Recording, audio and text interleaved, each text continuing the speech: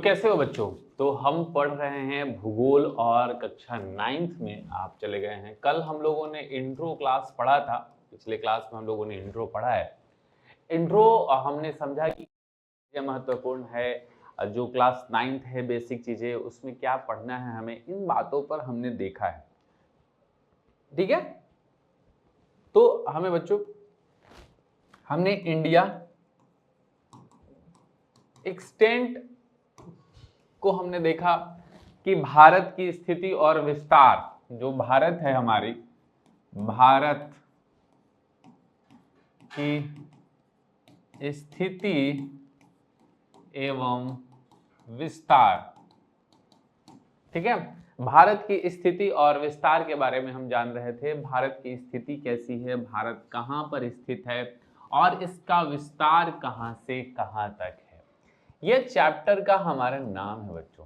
ठीक है, थोड़ा सा डिटेल में पढ़ने की कोशिश करेंगे हम। 2-3 पार्ट में इसको पढ़ेंगे ताकि आपको और मजा आएगा। हम चाहे तो एक क्लास में इसको खत्म कर सकते हैं, लेकिन मैं चाहता हूं कि आप क्योंकि ये बहुत इंपॉर्टेंट टॉपिक है फॉर यूपीएससी के लिए। यूपीएससी जो आईएएस का एग्जाम होता है उसमें ये बहुत इंपॉर्टेंट है। बहुत सारे प्रश्न ऐसे हैं जो इससे सीधा पूछा गया है। ठीक है, जो इससे सीधा पूछा गया है। भारत के बारे में पूछा जाता है कि भारत कहाँ पर है, भारत में रेड क्लिफ लाइन कहाँ है, मैकमोहन लाइन कहाँ है, 10 डिग्री चैनल कहाँ है, 9 डिग्री चैनल कहाँ है, 8 डिग्री चैनल कहाँ है, ये चैनल का मतलब क्या होता है, इन सभी बिंदुओं पर हम अच्छे से चर्चा करेंगे, पढ़ेंगे। उसके बाद फिर नेबर कंट्री के बारे में पूछा जाता है प्रश्न यूपीएससी के एग्जाम में कि कौन कौन सी चीजें, कौन कौन सा नेबर कंट्री है हमारा, अफगानिस्तान और क्या चीजें हैं। इसके बाद हमसे प्रश्न यूपीएससी और अदर एग्जाम में ये भी पूछा जाता है कि किस देश के साथ हमारी बाउंड्री लाइन कितना डिस्प्यूटेड है। जैसे आपसे कोई पूछ दिया कि डूरंड लाइन किसके किसके बीच में है, मैकमोहन लाइन क्या है, तो यह सारी चीजें आपके किताब में लिखा गया है, सारी चीजें आपके किताब में बताया गया है। तो हम उसी चीज को थोड़ा विस्तार से पढ़ने की कोशिश करेंगे, हम समझने का प्रयास करेंगे ताकि आप चीजों को और बेहतर तरीके से समझें, बेहतर तरीके से जानें और आपकी सोच यहीं से विकसित हो यूपीएससी की तरफ। तो हम चाहेंगे बच्चों कि हम जो आज आगे पढ़ने वाले हैं उन बिंदुओं पर अच्छे से कवर करें, अच्छे से जानें, अच्छे से समझें। हमने भारत को पढ़ा, हम भारत को जानते हैं और हम चाहेंगे कि ये सारी चीजें आपके टेक्स्ट बुक से हम पढ़ेंगे।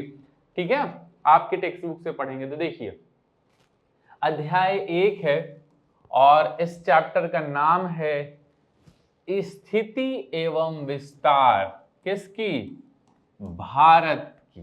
भारत की स्थिति एवं विस्तार, लोकेशन एंड एक्सटेंट। हम चाहेंगे कि आप इस किताब को ही अपना, आप मत पढ़ो कोई बीटीबीसी, मत पढ़ो कोई भारतीय भवन, ये सारी चीजें जो है वो नहीं, आप ऑथेंटिक किताब पढ़ो बच्चों। और हम ये भी आपको सलाह नहीं देंगे कि कोई गेस पेपर और कोई इस तरह की किताबें आप पढ़ो। ये सब चीजें व्यर्थ की चीजें हैं, इन सब चीजों पर मत फोकस करो। अभी अभी आपको सारी चीजें डिटेल में पढ़ने की जरूरत है। हम जो आपको पढ़ाने जा रहे हैं इसमें लगभग 6 किताबें हैं, बुक्स जो हैं वो कवर हो जाएगा। पहला कवर हो जाएगा आपका बीटीबीसी, दूसरा कवर हो रहा है आपका भारतीय भवन, तीसरा जो कवर हो रहा है स्टूडेंट फ्रेंड, चौथा जो कवर हो रहा है एनसीईआरटी, पांचवा जो कवर हो रहा है वो आईसीएसई की जो किताब है वो कवर हो रही है, और सातवां कवर हो रहा है आपका 11th क्लास की एनसीईआरटी। ठीक है, क्योंकि ये सेम टॉपिक आपके 11th में भी है और चीजें, तो हम चाहेंगे 11th की बात सारी चीजें आप मत जानो क्योंकि वो आपके बहुत सारी चीजें काम करेंगे, लेकिन हम चाहेंगे कि आप जो है सो इसी को एक अपना, इस किताब को जो आपका बीटीबीसी का किताब है, आप इससे ही अपना सब कुछ मानिए, सिर्फ इसी किताब को पढ़िए, नहीं जरूरत है फालतू चीजें। और जो संस्था के द्वारा एक नोटबुक दिया जाएगा या नोट्स दिए जाएंगे, आप उसे पढ़ो, बाकी कोई जरूरत नहीं है सारी चीजों को पढ़ने का। इसका पहला टैगलाइन है बच्चों कि हमारा देश भारत जो है, कल हमने भारत की परिभाषा आपको बताई है इसके पिछले वाले क्लास में, जो देश है भारत विश्व की प्राचीनतम संस्कृतियों में एक है। बच्चों यहां दो शब्द हैं, एक है प्राचीनतम और दूसरा है संस्कृति। ठीक है, संस्कृति हिस्ट्री वाले सर आपको पढ़ाए होंगे, लेकिन हम आपको बताते हैं संस्कृति का मतलब क्या होता है। प्राचीनतम संस्कृति भारत को कहा जा रहा है, ये विश्व की प्राचीनतम संस्कृति। संस्कृति का मतलब ये होता है एक वैसी प्रथा, एक वैसा विधान, एक वैसा नियम और कानून, एक वैसा रहन सहन, एक वैसी व्यवस्था जो कि लंबे समय तक किसी स्थिति या स्थान विशेष लगातार चलते रहती है और उसे कहते हैं संस्कृति। जैसे आपके घर में भी कोई परंपरा होता होगा शादी विवाह की, तो वो परंपरा आपके यहाँ की एक संस्कृति है। हो सकता है कि जो आपके घर में सांस्कृतिक जो व्यवस्थाएं हैं, जो सारी चीजें हो रहा है, वो कहीं और नहीं होता होगा। हो सकता है आपके यहाँ जो है वो दही चूड़ा खाया जाता है और कहीं और जा करके दही के साथ भूंजा खाया जाता होगा या दही के साथ जलेबी खाया जाता होगा। तो धीरे धीरे वहां की उस संस्कृति में समाहित हो जाता है, इसी तरह से उसे संस्कृति कहा जाता है। तो भारत क्या है बच्चों कि विश्व के प्राचीनतम संस्कृतियों में से एक है। थोड़ा सा सब्र रखिएगा, आपकी किताब बहुत इंपॉर्टेंट है। भारत की समृद्ध प्राकृतिक विविधता, देखिए प्राकृतिक विविधता एक अलग शब्द है। प्राकृतिक विविधता, डाइवर्सिटी, आगे चल करके आप जब ग्रेजुएशन में पढ़ेंगे या उसके बाद तो डाइवर्सिटी एक अलग से चैप्टर ही आता है। याद रखिए प्राकृतिक विविधता। तो प्राकृतिक विविधता का मतलब ये होता है, हम आपको थोड़ा सा डिटेल में समझाने का प्रयास करेंगे। शब्द क्या है हमारे पास? प्राकृतिक विविधता शब्द है, दो शब्दों से मिलकर के बना है। विविधता का मतलब होता है, विविधता का मतलब होता है डाइवर्सिटी का मतलब है कि जैसे हम अभी ये जैकेट पहने हैं, हो सकता है कि जब हम ये क्लास रिकॉर्ड कर रहे हैं तो ठंडी हो, इसी समय कहीं और पर लोग टी शर्ट और गंजी पहने होंगे। आपके घर में आज खाने में बना है दाल भात सब्जी, मेरे यहाँ बना है दाल भात चोखा, किसी और के यहाँ बना होगा मछली चावल, किसी और के यहाँ बना होगा हो सकता है विभिन्न प्रकार के व्यंजन। तो वो सारी चीजें विविधताएं हैं बच्चों, विविधताएं हैं। ठीक है, एक देश है उसमें अलग अलग प्रकार की विविधताएं हैं। हमारा नाक अलग है, आपका नाक अलग हो सकता है, हमारा कान अलग है, आपका कान अलग हो सकता है। तो सभी व्यक्ति अलग अलग तरीके से बोलते हैं, कोई नाटा है, कोई लंबा है, कोई गोरा है, कोई काला है। तो ये सभी चीजें हमें विविधता को दर्शाता है। ठीक है, और प्राकृतिक विविधता है, तो प्राकृतिक विविधता जिसे प्राकृतिक ने ही बनाया है, जैसे कोई पेड़ लंबा, कोई पेड़ छोटा, कोई नाटा, कोई लंबा, हमें भी प्राकृतिक ने ही बनाया है। तो सभी लोगों के बीच में है प्राकृतिक विविधता।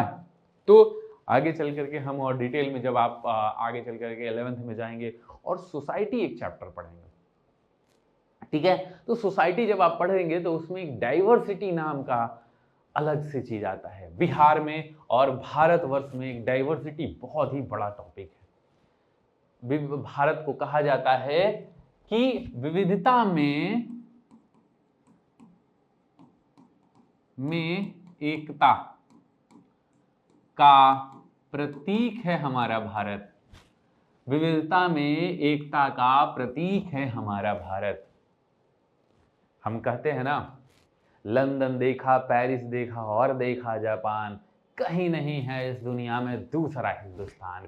क्योंकि हिंदुस्तान में बहुत प्रकार की भाषाएं बोली जाती है, हिंदुस्तान में बहुत प्रकार के लोग रहते हैं, अलग अलग रंग का है, गोरा रंग है, किसी का काला है, किसी का भूरा है, किसी का सांवला है, लेकिन फिर भी यहाँ पर लोग एक जैसे ही रहते हैं। ठीक है, तो इस तरीके से विविधता कहते हैं इसको। चलिए धीरे धीरे हम चीजों को समझने का प्रयास करेंगे।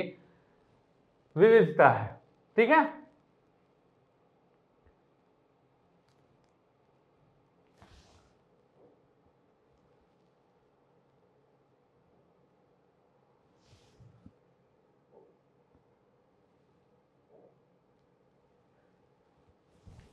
हमने आपकी किताब को ही जरिया बनाया है पढ़ाने का, क्योंकि मैं चाहता हूं कि आप इस किताब की ताकत को समझिए। तो भारत एक प्राकृतिक विविधता है, एक समृद्धशाली विविधता है प्राकृतिक के।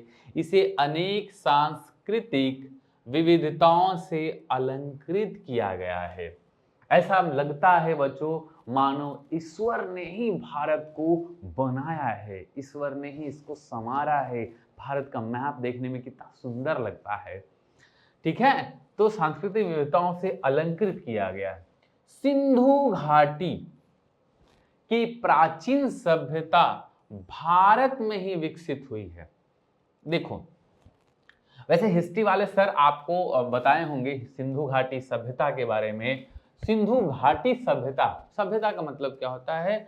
सभ्यता का मतलब जब किसी खास क्षेत्र विशेष में अनेक समय तक एक संस्कृति का विकास होते रहता है तो उसे कह देते हैं सिंधु घाटी सभ्यता। थोड़ा सा हम मैप आपको बना करके समझाने का इसको प्रयास करेंगे, क्योंकि हिस्ट्री वाले सर आपको बताए होंगे सिंधु घाटी सभ्यता।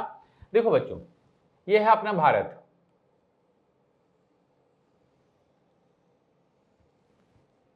ठीक है।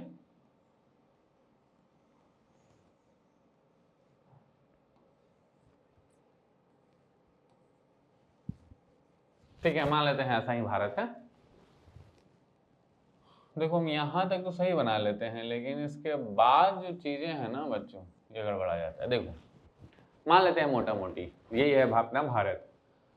तो सिंधु नदी यहां से निकलती है और इधर होते हुए जाती है। तो सिंधु नदी के तट पर यहां पर एक सभ्यता का विकास हुआ था। बहुत पहले सिंधु घाटी सभ्यता का विकास हुआ था, क्योंकि सिंधु नदी पे था तो इसको सिंधु नदी घाटी सभ्यता कहा जाता है।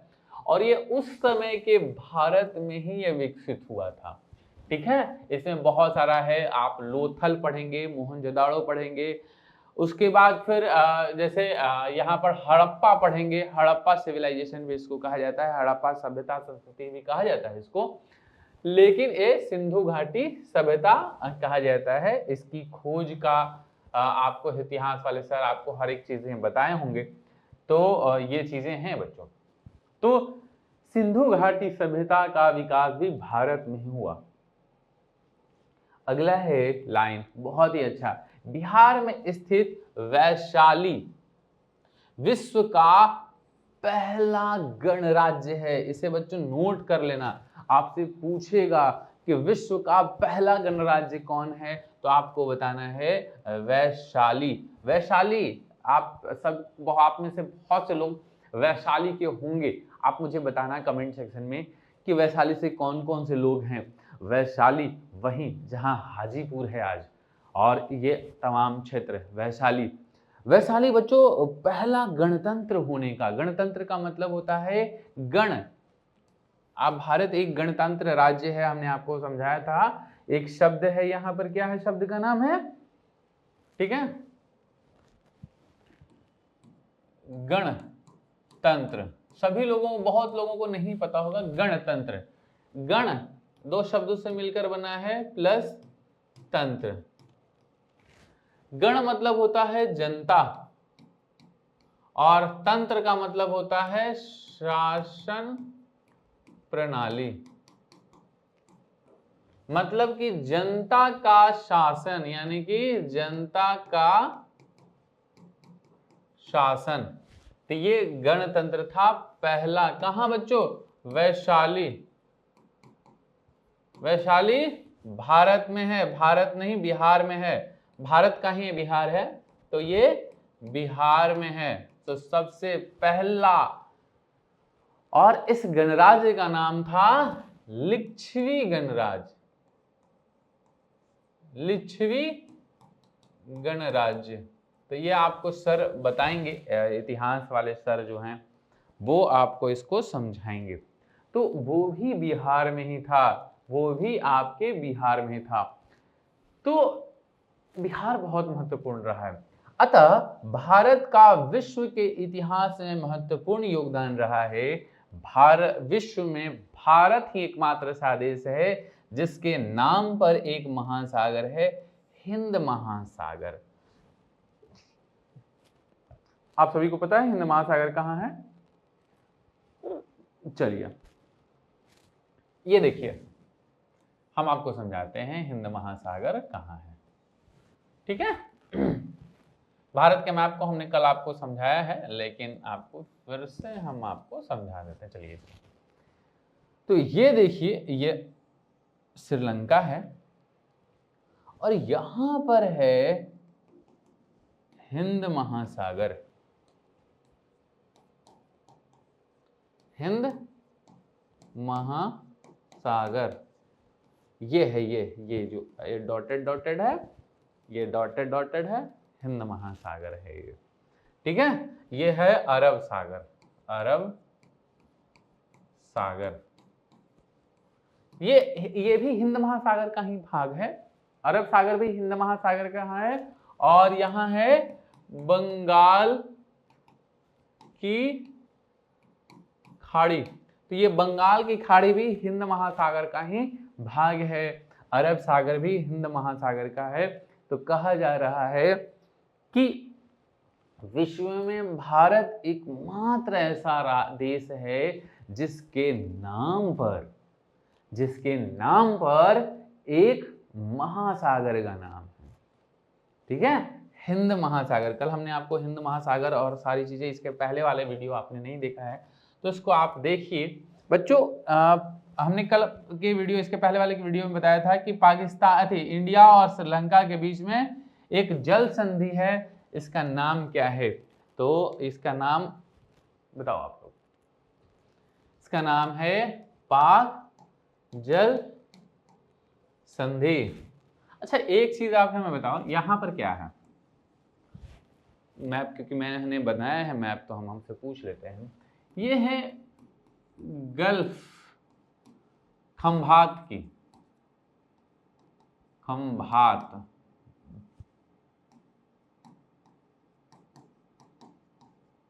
का गल्फ, खंभात गल्फ।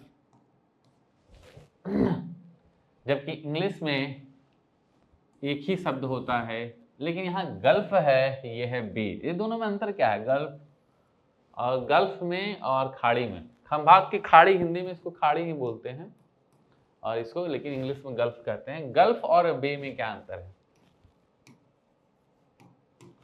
गल्फ और बे में, गल्फ और बे में देखिए, बे ऑफ बंगाल इधर कहते हैं, गल्फ ऑफ खंभात एक ही कहते हैं, हिंदी में इसको दोनों में खाड़ी कहते हैं। तो दोनों में अंतर क्या है? ज्योग्राफी हम पढ़ रहे हैं तो इन सब चीजों को भी समझने का प्रयास करेंगे। चलिए,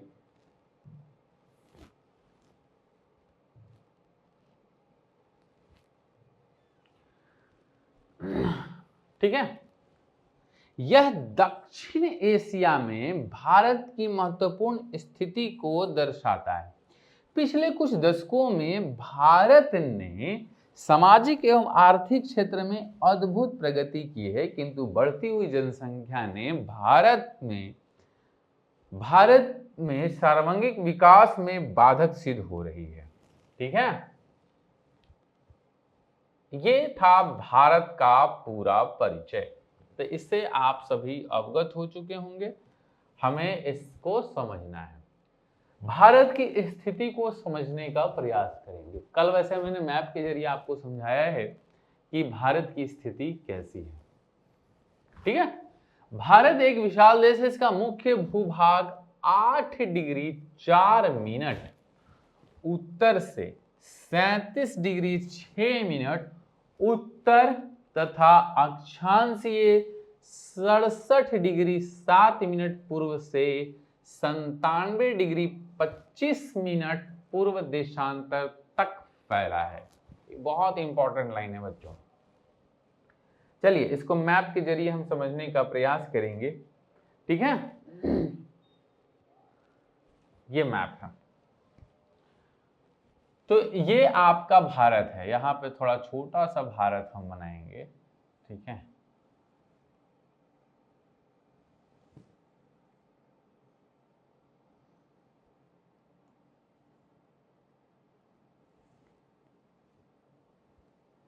ठीक है, ये तो ये अपना भारत है।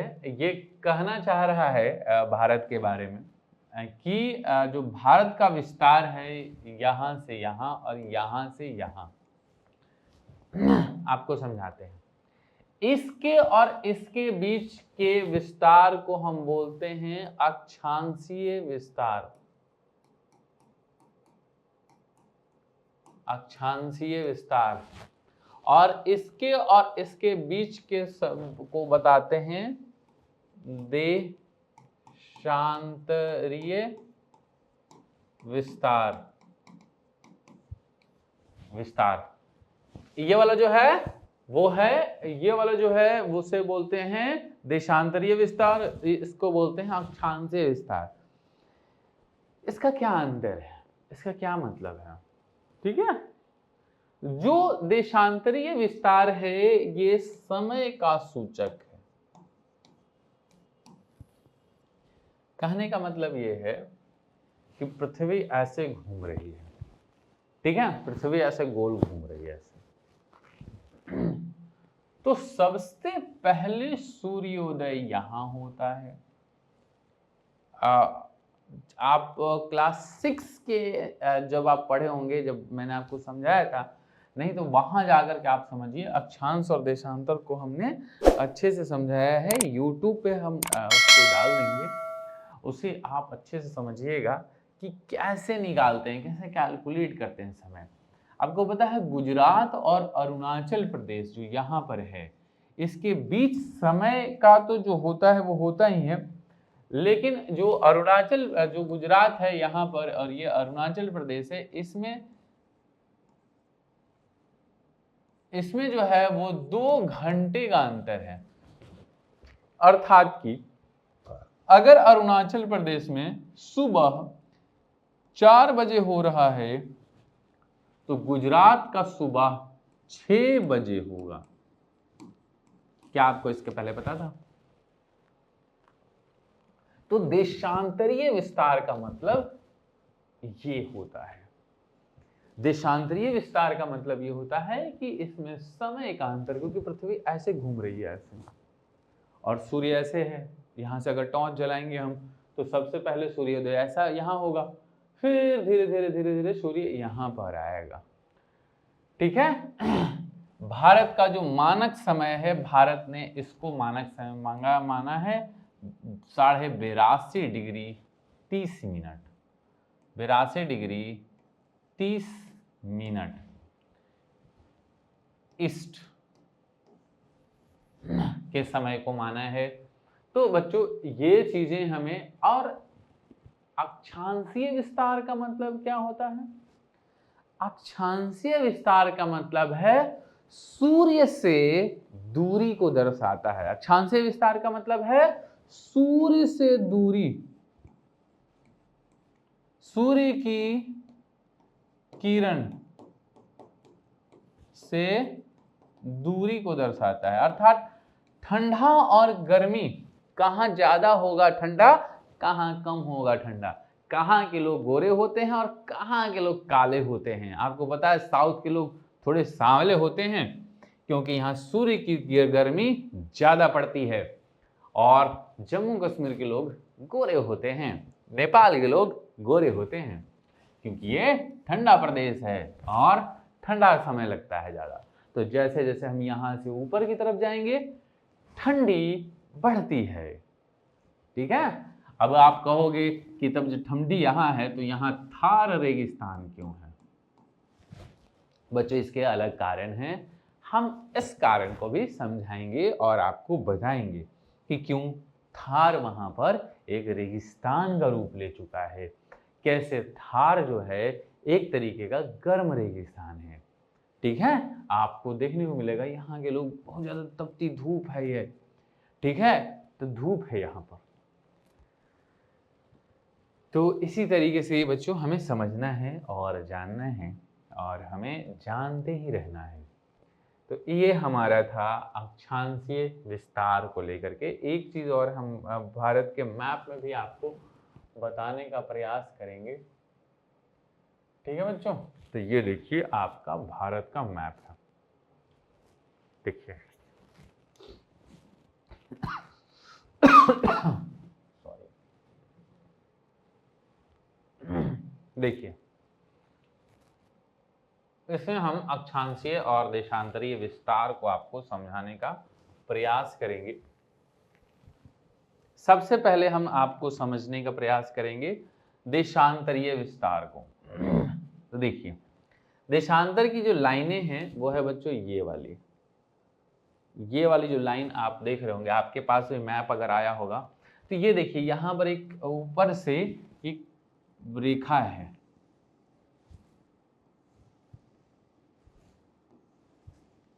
नहीं यहाँ रेखा। एक चीज हम आपको बता देते हैं कि जो सीधी ऊपर से रेखा है वो समानांतर नहीं होता है। जो देशांतर है वो समानांतर नहीं होता है, ये ध्यान रखिएगा, नहीं होता है। ये लाइन हमेशा याद रखिएगा, यूपीएससी इस पे पूछता है प्रश्न। ठीक है, ये जो रेखाएं हैं वो ऐसे है, ठीक है, ये ऐसे है। जब आप ग्लोब देखिएगा, हाँ, जब अक्षांशी होगा, ये नोट कर लीजिए यहीं, जो अक्षांश है, जो अक्षांश है वो समानांतर है, जो वो समानांतर है। अभी हम देशांतर को समझने का प्रयास कर रहे हैं। तो ये हमारा देशांतरीय लाइन पूरे भारत में है। ठीक है, यहां से शुरू होता है, यहां से शुरू होकर के यहां तक जाता है। देशांतरीय विस्तार की तरफ हम जाते हैं। तो देशांतरीय विस्तार जो है वो हमारा है, ये देखिए, ये 70 है, ये 74 है और ये है हमारा भारत। तो 70 यहाँ पे 68 है, ठीक है, 2-2 का कमी है ना, 2-2, तो 68 से थोड़ा सा आगे है। तो देखिएगा 67 डिग्री 7 मिनट ईस्ट से चलती है। ये देखिए, ये बिल्कुल यहां वाले मैप में बिल्कुल सटा हुआ नहीं। अगर ये सटा हुआ रहता इस लाइन में, ये लाइन में अगर सटा हुआ रहता, भारत ये है, हम आपको मैप के सहारे समझाने का प्रयास कर रहे हैं। भारत देखिए ये है,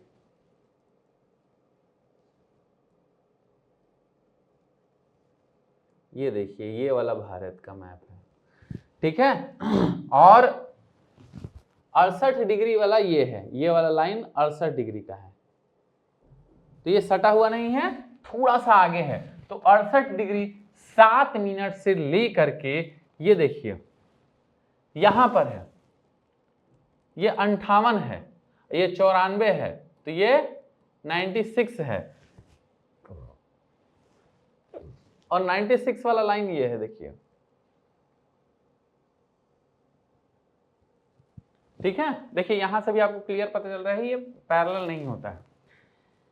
तो ये देखिए यहां पर ये लाइन है 98 से थोड़ा कम, यानी कि 97 डिग्री 25 मिनट। ये देखिए ये वाला जो लाइन है, ये देखिए 98 डिग्री ये है, और ये बाहर चला गया, ठीक है। और भारत का ये है, तो यहां पर है, ये देखिए ये बीचों बीच होगा 97, बीचों बीच है वो 57, तो 97 डिग्री 25 मिनट 25 मिनट ईस्ट है ये। तो इस चीज को हमें समझना है कि भारत का देशांतरीय विस्तार 67 डिग्री 7 मिनट ईस्ट से लेकर के 97 डिग्री 25 मिनट ईस्ट के बीच में है, पहला। दूसरा, हमने देशांतर के बारे में समझा कि देशांतर जो है वो समय का सूचक होता है। तीसरा, हमने ये देखा कि जो देशांतरीय लाइन है वो समानांतर नहीं होता है। चौथा, एक ही देशांतर पर एक ही समय होगा, एक साथ सूर्योदय होगा, एक साथ अस्त होगा। एक देशांतर पर जैसे 98 डिग्री ईस्ट पर एक साथ सूर्योदय होगा और एक साथ सूर्यास्त होगा, ये याद रखिएगा। और अगला है कि जो देशांतर है, देशांतरीय जो है वो बराबर नहीं होता है। दो देशांतर आपस में बराबर नहीं होता है। यहां से शुरू होता है, दूरियां घटती चलती है, ठीक है, ये दूरी घटते जाता है। तो इस तरीके से हमने देशांतर को समझा है, देशांतर को हमने जाना है। अब हमें समझना है अक्षांशीय विस्तार के बारे में। थोड़ा सा हम अक्षांशीय विस्तार को पढ़ेंगे। इसको छोटा कर लिया हमने। अब देखिए अक्षांशीय विस्तार को समझते हैं, ठीक है।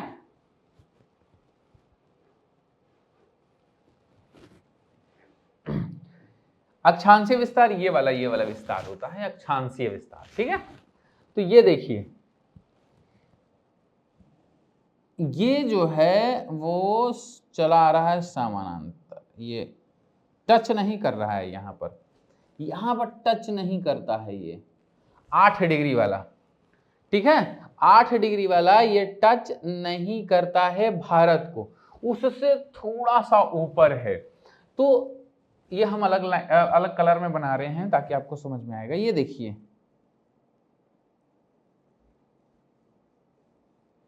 तो ये जो है वो 8 डिग्री 4 मिनट है। ये कहां, इसको बताइएगा, नॉर्थ में से ले करके।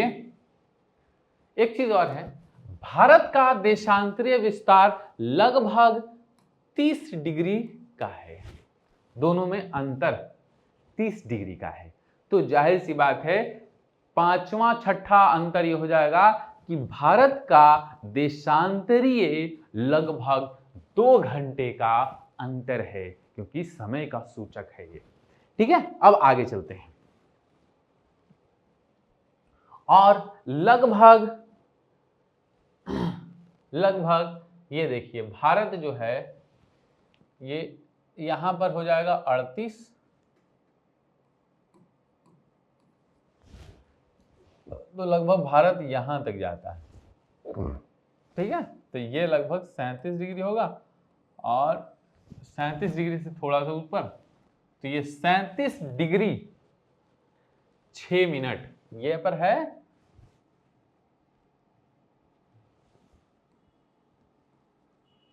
37 डिग्री 6 मिनट नॉर्थ। एक बार फिर से हम इसका रिवीजन करेंगे। जो हमारा अक्षांशीय विस्तार है नीचे से ऊपर, वो 8 डिग्री 4 मिनट मुख्य भूमि, बच्चों मुख्य भूमि ये जरूर बताइएगा, मुख्य भूमि, ठीक है। हम बात कर रहे हैं मुख्य भूमि की। वैसे भारत का जो अक्षांशीय विस्तार यहाँ 6 डिग्री 4 मिनट से है, हम अभी चर्चा करेंगे थोड़ी देर में, ठीक है, लेकिन हम मुख्य भूमि की चर्चा कर रहे हैं, ठीक है। तो ये चीजें हैं। तो 8 डिग्री 4 मिनट नॉर्थ से शुरू होकर के 37 डिग्री 6 मिनट नॉर्थ के बीच में स्थित है। वहीं अगर देशांतरीय विस्तार की अगर हम बात करें तो यहां से शुरू होता है लगभग 67 डिग्री, लगभग ये 68 डिग्री 67 डिग्री हमारे पास जो आता है 68 डिग्री 7 मिनट से लेकर के 68 डिग्री 7 मिनट से लेकर के 97 डिग्री 6 मिनट तक, ये सारे 97 डिग्री 25 मिनट इसके बीच में स्थित है। एक चीज और है बच्चों, देशांतर किस चीज का सूचक है? देशांतर समय का सूचक है। वही अक्षांश जो है, यहां पर हम आपको एक अंतर के साथ पढ़ाना चाहेंगे, बताना चाहेंगे। अगर हम यहां लिख दें अक्षांश और यहां लिख दें देशांतर, तो इसको समझना है। पहला अंतर यह है कि दो अक्षांशों के बीच की दूरी बराबर होती है। दो अक्षांशों की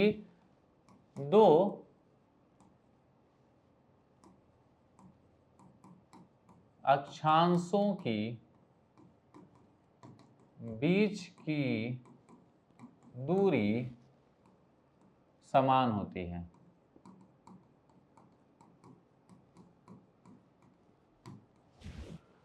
आप लोग लिख लो, वहीं दो देशांतरों के बीच की दूरी असमान होती है। दूसरा पॉइंट में लिखना है, अक्षांश सूर्य के प्रकाश की किरण का सूचक है, मौसम का सूचक है, जलवायु का सूचक है। मौसम, जलवायु, सूर्य के प्रकाश से बच्चों ITCZ एक कॉन्सेप्ट है, फेनोमेनन है, वो चेंज करता है, प्रेशर बेल्ट शिफ्ट करता है ये, ठीक है। तो अभी नहीं आपको समझना है, ITCZ हम बाद में समझाएंगे आपको, जब आप बड़े हो जाओगे, जब आप सिविल सर्विसेज की तैयारी करोगे ना, तो वहां हम आपको समझाएंगे। वही देशांतर जो है वो है समय का सूचक।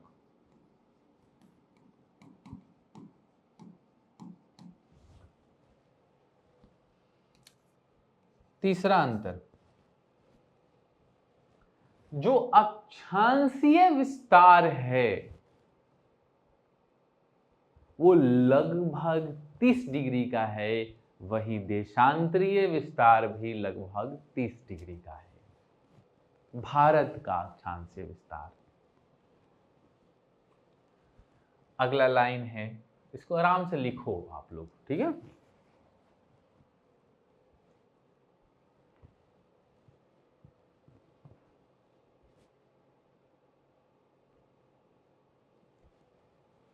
अगला लाइन है कि अक्षांशीय जो विस्तार है भारत का, वो साउथ से लेकर नॉर्थ तक है, और वहीं देशांतर जो है वो ईस्ट से लेकर के वेस्ट तक है, ठीक है।